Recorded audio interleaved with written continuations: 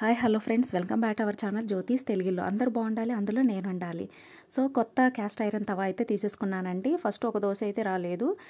As యూజువల్గా మనం ఆనియన్కి కొంచెం ఆయిల్ వేసి మంచిగా ఆనియన్తో స్ప్రెడ్ చేసేస్తే దోశ మనకు నాన్ స్టిక్ మీద లాగానే వచ్చేస్తుందండి.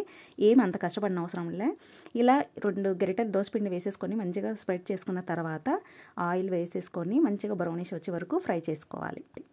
ఏంటి దోశ వేయడం చూపిస్తుంది అనుకుంటున్నారా? కానీ కాదండోయ్.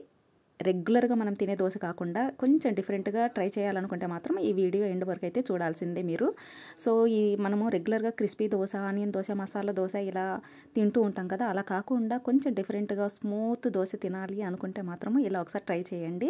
ఇది వచ్చేసి శనగపిండి కర్రీ అండి. పూరి కర్రీకి చేస్తాం కదా, కాకపోతే అందులో ఆనియన్ ఎక్కువగా వేస్తాము. ఇందులో ఏమి వేయం, జస్ట్ పోపు, శనగపిండి వాటర్ బాయిల్ చేసేసి ఎర్రకారం వేసేసి ఇలా మంచిగా స్ప్రెడ్ చేసేసుకోవాలి. ఇలా బాగా స్ప్రెడ్ చేసుకున్న తర్వాత దీనిపైన నెయ్యితో కానీ ఆయిల్తో కానీ వేసుకొని మంచిగా ఫ్రై చేసుకొని తింటే, అటు ఇటు ఫ్రై చేసుకొని తింటే ఆ టేస్టే వేరు. చాలా డిఫరెంట్గా, చాలా టేస్టీగా, యమ్మీగా ఉంటుందండి.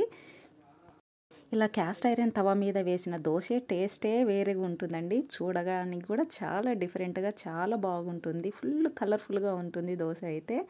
మన దోశ అయితే రెడీ అయిపోయింది. ఈ వింటర్ సీజన్లో ఇలా వేడిగా 2 దోశలు వేసుకొని తింటే అబ్బా చాలా బాగుంటుంది. ఖచ్చితంగా ఒకసారి మీరు కూడా ట్రై చేసి చూడండి. దోశ అయితే స్మూత్గా ఉంటుందండి, క్రిస్పీ దోశ అయితే కాదు. ఇలా ట్రై చేయాలనుకుంటే మాత్రం ఖచ్చితంగా ఒకసారి ఇలా ట్రై చేసి చూడండి. ఇప్పుడు వచ్చే ఈ వింటర్ సీజన్లో ఈ విధంగా నేను ట్రై చేసిన విధంగా ట్రై చేసి దోశ, వేడి దోశ తింటే చాలా టేస్టీగా, యమ్మీగా ఉంటుందండి.